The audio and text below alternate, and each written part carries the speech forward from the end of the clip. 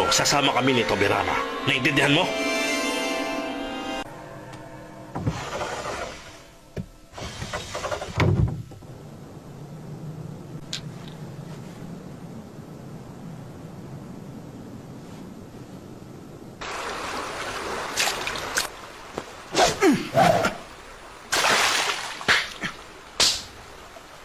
Pasensya na, pero kailangan ko na umalis. Naalala ko may kailangan pa akong gawin.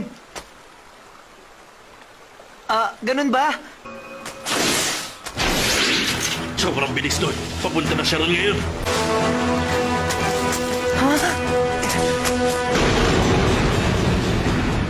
Uchiha Tajima. At kung tama ako, ikaw si Izuna. Alam na nina Senju Butsuma at Uchiha Tajima na pantay din ang lakas na tinataglay nila. Sinanay ang mga ninja na bantayan ang mga emosyon nila habang nasa gitna ng labanan, kahit anuman ang mangyari. Kung sino man ang unang umatake, siya ang magwawagi sa laban.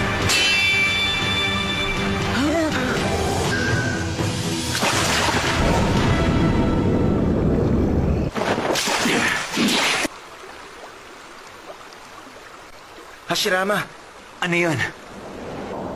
Madara, anong ibig mong... naging maiksi lang, pero nasiyahan naman ako ron. Kapag lumaban tayo, matatalo tayo. May batang mas malakas pa sa'yo, kuya. Ganun pala. Kahanga-hanga.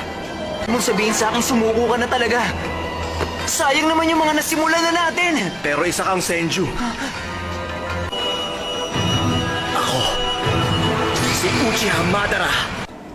Nagawa niyang gisingin na siya rin ganyan ngayon lang.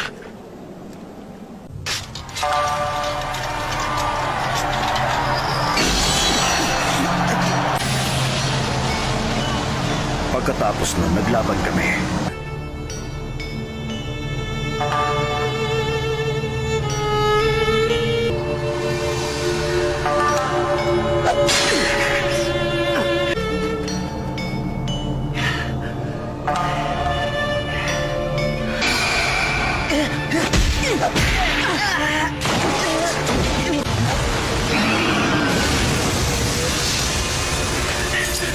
Nakakaawa naman talaga ang mga walang Sharingan. Nilay Shingiri! Lumaban ka! Ililigtas kita!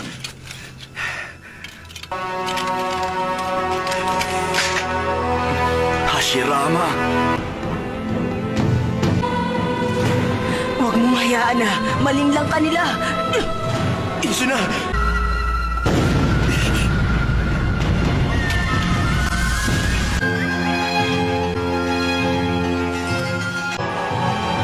Sa katunayan, maski yung tumiwalag na Senju, isa-isa na ring lumitaw.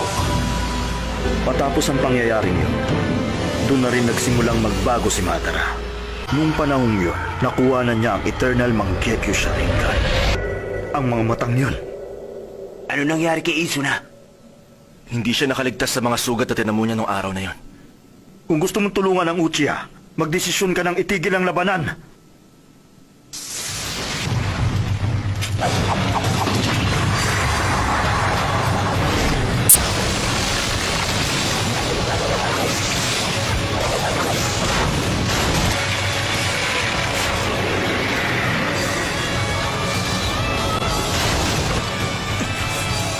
Gumamit siya ng poison pollen!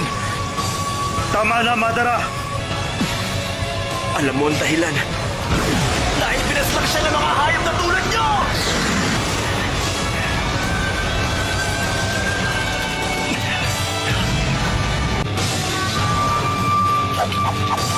Mohojin Technique!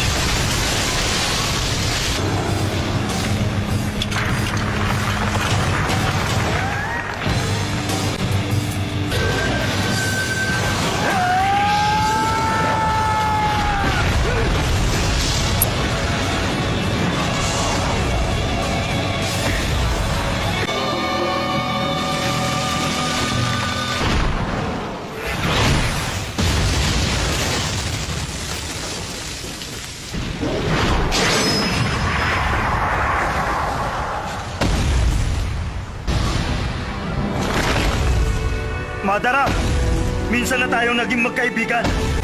Hanggang kailan mo babanggitin ang mga bagay na nakalipas na? Hindi sapat ang basta ipakita ang kung ano man ang mga nasa loob natin.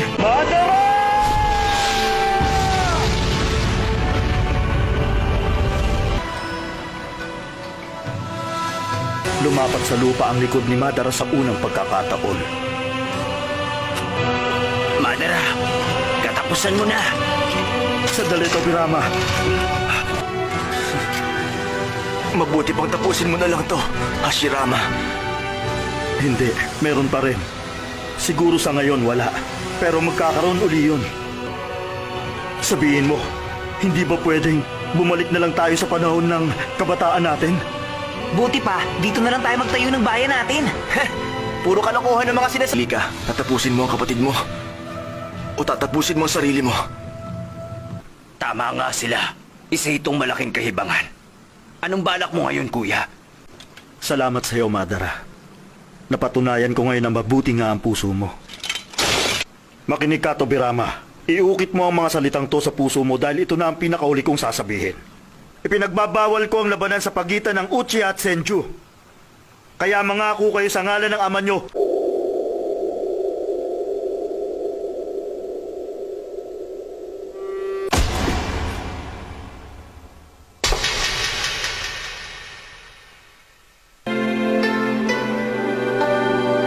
Tama na yan. Naniniwala na ako ngayon. Bumuo ng alyansa ang Uchiha at Senju. Sa wakas, hindi na muling dadanak ang dugo. Sinimulan na rin naming itayo ang bayan namin.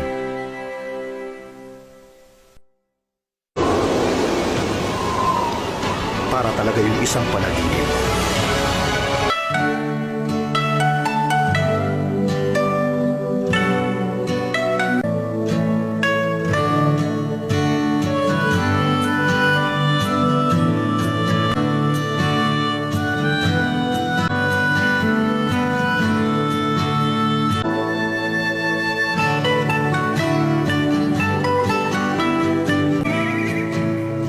Madalas tayo nagkwekwentuhan dito nung mga bata pa tayo. Oo. Gagawa tayo ng isang paaralan kung saan pwedeng magsanay ang mga bata at lumaki ng malakas. Sa lugar na yon, hindi na kailangan ipadala sa mga digmaan ng mga kabataan. Puro kalokohan ang mga sinasabi mo. Kapag dito nga tayo nagtayo, pwede kong bantayan ang kapatid ko. Kaya ko siyang protektahan sa isang lugar kung saan malawak ang nakikita ko. Akala ko nagkukwentuhan lang tayo ng pangarap natin. Iniisip kong ikaw ang gawing pinakapinuno, ang Hokage. Gusto kong protektahan mo sila sa abot ng makakaya mo.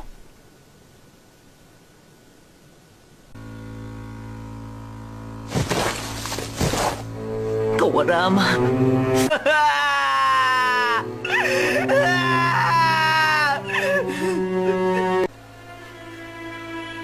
Wala na yung nakababata akong kapatid. Yun palang nangyari. Madara ang pangalan mo, di ba? Meron ka rin bang mga kapatid? Oo, 5 kaming lahat. Ganon. Sa ngayon, wala ka ng mga kapatid? Meron. Meron pa akong isang nakababatang kapatid na lalaki. Sandali, ikaw pala. Meron din akong isang batang kapatid. At kagaya mo, gagawin ko rin ang lahat para protektahan siya. Hindi ito ang tamang panahon para maging mahina. Unti-unti talagang lumalaki ang bayang ito. Kaya kailangan na rin natin mag-isip ng pangalan. Ano kaya kung tawagin natin ang bayan na Konoha? Tumigil ka nga dyan! Para yun lang nalungkot ka na! Sinasabi mong ang pinakapapel ng Hokage ay ang mamunot magtanggol sa buong bayan? Oo, parang ganun. Kaya gusto kong iukit ang mukha mo sa batong tinatapakan natin ngayon. Kaso medyo matapang ang mukha mo eh, kaya kailangan palambutin natin ng konti. Para kang palaging nagluluksa eh. Ganun ba? Si Tobirama.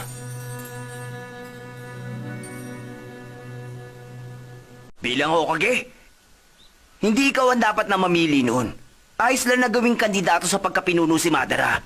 Hindi mangyayaring si Uchiha Madara ang magiging pinuno. Alam naman ang lahat yon.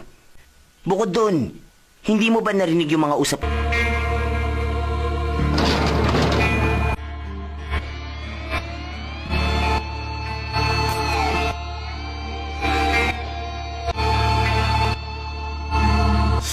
Dahil lang doon, ako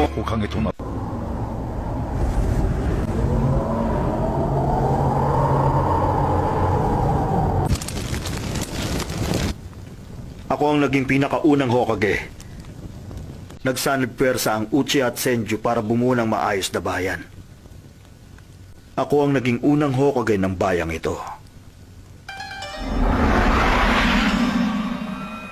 Kailangan mo ng dojutsu para maintindihan ang nakaukit na mga letra. Ipinapahiwatig lang nun na makakamit ang tunay na kaligayahan kung magtutulungan ang dalawang magkasalungat na kapangyarihan. Hashirama, ang akala mo ba hindi ko alam ang nangyayari? Ipaubaya mo na lang sa akin si Tobirama. Ikaw na ang gagawin kong pangalawang Hokage. Pagkatapos mo, sa tingin ko si Tobirama ang susunod sa'yo. Hindi ko na protektahan ang kapatid ko. At mukhang hindi ko rin matutupad ang ipinangako ko sa kanya na protektahan ko ang angkan. Ang ultimatum na binigay ko sa iyo noon ay tapusin mo ang kapatid mo. Gusto kong paniwalaan na kilalang kilala na kita. Pero sawa na ako. Malinaw na sa akin ang lahat dahil pinakita natin sa isa't isa ang niloloob natin. Ang pagkakaisa, isa lang yung uri ng tahimik na sigalot. Itigil na natin ang pagpapaalipin natin doon. Mas makakabuti kung titingnan na lang natin ang mundong ito bilang isang palabas. Hihintayin ko mga paghaharap natin sa laban. Hanggang sa matupad ko na ang tunay kong pangarap. Bakit? Ano ba ang tunay mong pangarap? Ang akala ko ba lahat ng pangarap natin nandito lang sa bayang to? Sabihin mo sa akin ang mga pangarap mo sa hinaharap. Wala yung koneksyon. At hinding-hindi mo yun maaabot. Matapos niyang sabihin yun, iniwan na ni Madara ang bayan. Napakalayo na ng narating namin. Pero ngayon, wala na si Madara sa bayang sabay naming binuo. Sa Lightning Country, nabuo ang bayan ng Kumo na may pinunong tinatawag nilang Raikage. Sa Water Country, nabuo ang bayan ng Kiri at Mizukage ang tawag sa pinuno nila. Hindi lang ang malalaking bansa, kundi pati ang maliliit na bayan gumaya na rin sa ganong sistema. Sa halip na nasusugatan at nakikipaglaban sa gera, nagkaroon ng kaalaman ng mga batang ninja. Pero para bang gusto niyang wasakin yung una niyang pangarap. Kaya bumalik si Madara para atakihin ang bayan ng Konoha. Isa tong kawalan ng respeto para sa mga kapatid at mga kasamaan natin. Wala kang alam. Kaibigan pa rin kita. Hindi na kailangan yan. Natupad ko na ang gusto kong makuha. Shinsu Senju! Kojoki Butsu!